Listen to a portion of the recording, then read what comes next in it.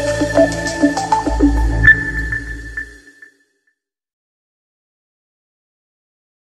दोस्तों, dynamic programming के lecture series में आपका स्वागत है। आज हम लोग समझने वाले हैं कि डायनेमिक प्रोग्रामिंग का इस्तेमाल क्या है और डायनेमिक प्रोग्रामिंग क्यों ज़रूरी है, क्यों हमें डायनेमिक प्रोग्रामिंग पे इतना एम्फेसाइज किया जाता है या डायनेमिक प्रोग्रामिंग को क्यों इम्प्लीमेंट करना चाहिए हमारे प्रोग्राम में।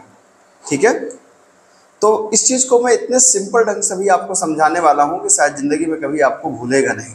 तो मेरे साथ बस बने रहिएगा और देखिएगा ध्यान से।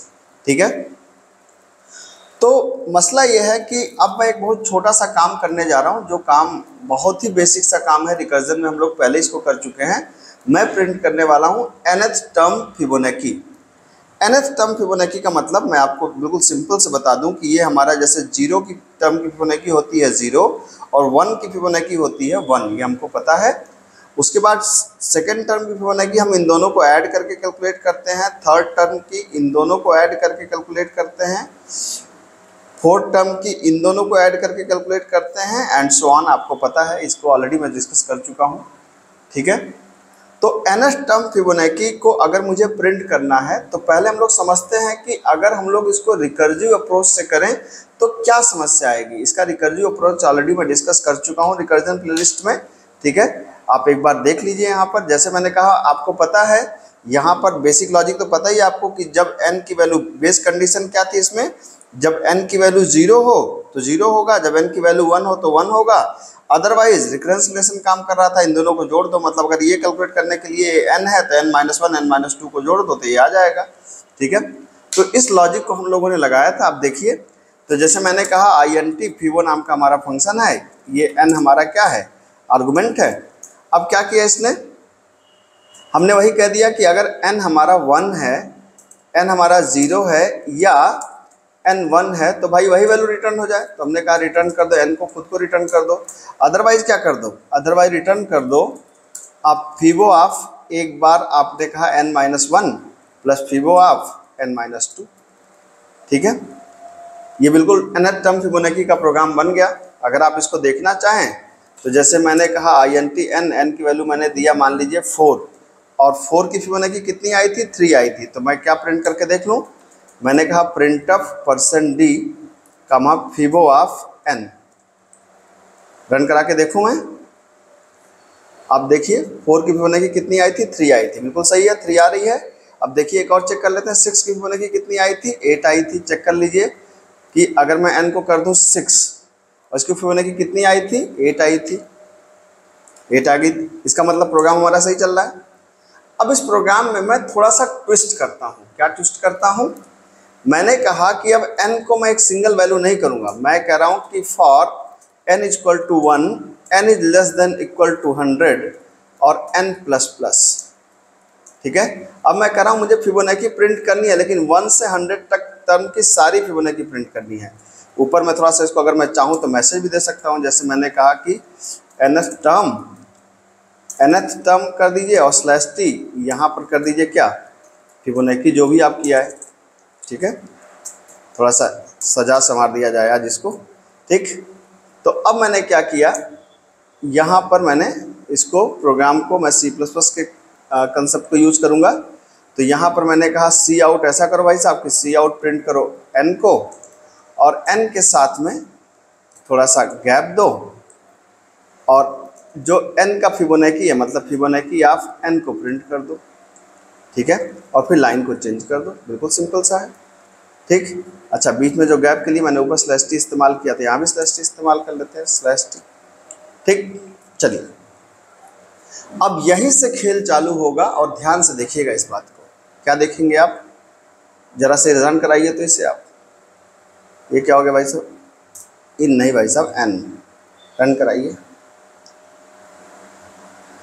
आउटपुट को ध्यान से देखिए, 30 तक बहुत तेजी से फिबोनाची कैलकुलेट हुई, लेकिन जैसे ही 39 के बाद हमारा प्रोग्राम स्लो हो गया, 40 पे देख सकते हैं और स्लो हो गया, 41 पे और स्लो हो गया, 42 पे स्लो हो गया, 43 पे तो रुक ही गया।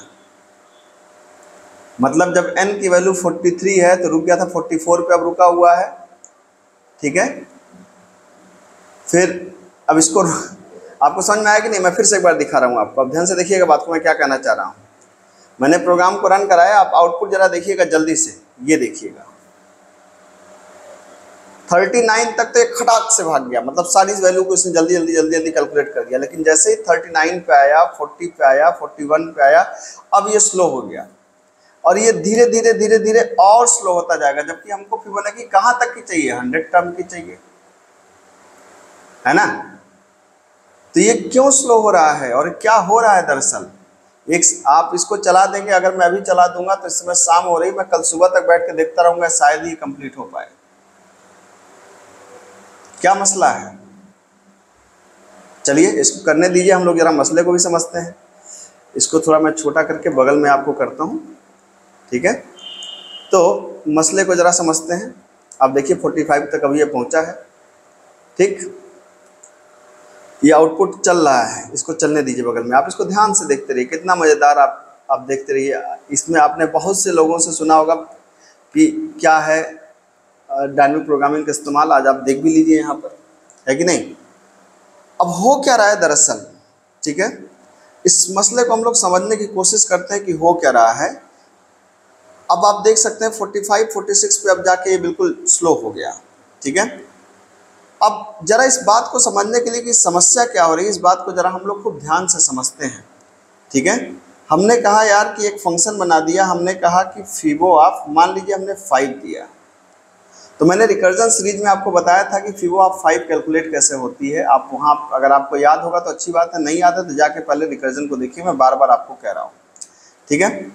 फिबोनाची कैलकुलेट करने के लिए एक बार आपको n-1 चलना था, एक बार n-2 चलना था। तो पहले आप n-1 चले तो आपने कहा फिबो ऑफ 4 को इसने कॉल किया, और इधर वाले ने फिबो ऑफ -2 को कॉल किया, मतलब 3 को कॉल किया। इधर वाले ने फिबो ऑफ -2 मतलब क्या हो गया? -1 मतलब 3 हो गया, 3 को कॉल किया। और इधर वाले ने किसको कॉल किया? इधर वाले ने कॉल किया -2 को, मतलब 2 को। इधर वाले ने -1 को कॉल किया, मतलब फिबो ऑफ 2 को कॉल किया। और इधर वाले ने किसको कॉल किया? फिबो ऑफ 1 को कॉल किया। इधर वाले ने किसको कॉल किया? -1 को कॉल किया, 2 को कॉल किया। इधर वाले ने किसको कॉल किया होगा? इधर वाले ने -1 को कॉल किया।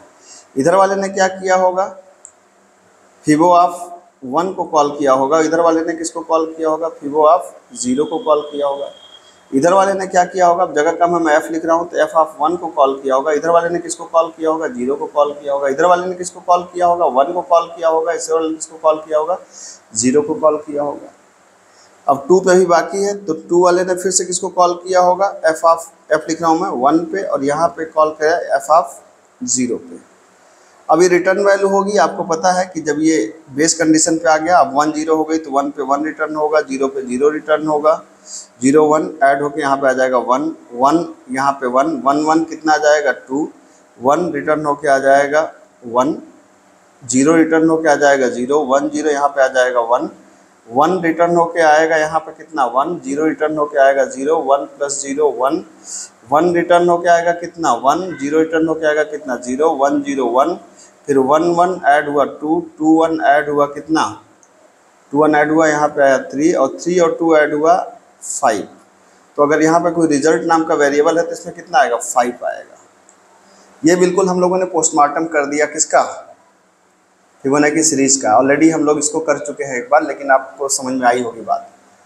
अब इसको बहुत ध्यान से समझिएगा, मतलब ये बहुत, अब देख लीजिए 48 पे जाके अटका हुआ, जबकि हमने 100 तक लूप चलाई है।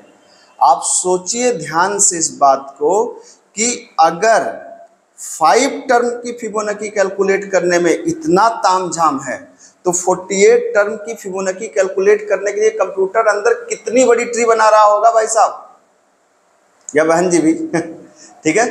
तो 48 टर्म, आप कॉपी पे 48 टर्म की फिबोनाची बनाएंगे तो आपकी कॉपी भर जाएगी, तो कंप्यूटर तो बेचारा स्लो हो ही जाएगा। प्लस साथ ही साथ स्टैक मेमोरी की एक लिमिट होती है, रिकर्जन स्टैक मेमोरी में जगह लेता है, आपको पता ही है, तो वो भी फुल हो जाएगी। और वहीं पे फिर आ जाता है टाइम लिमिट एक्सीड। इतनी बड़ी पेड़ बनते हैं, यहाँ पेड़, इधर ब्रांच, इतने ब्रांचेज बनते चले जाते हैं कि सिस्टम हमारा उसी में अटक जाता है। किसी ने इस तरीके से रिकर्जन समझाया क्या, या डीपी समझाया क्या? अब इस प्रॉब्लम को फास्ट करने के लिए ज़रूरत है डायनेमिक प्रोग्रामिंग की, जिसको देखते हैं अगले लेक्चर में, क्योंकि आपके पास धैर्य नहीं होता देर तक देखने का, तो मैंने सोचा पार्ट में बनाते हैं। Thank you.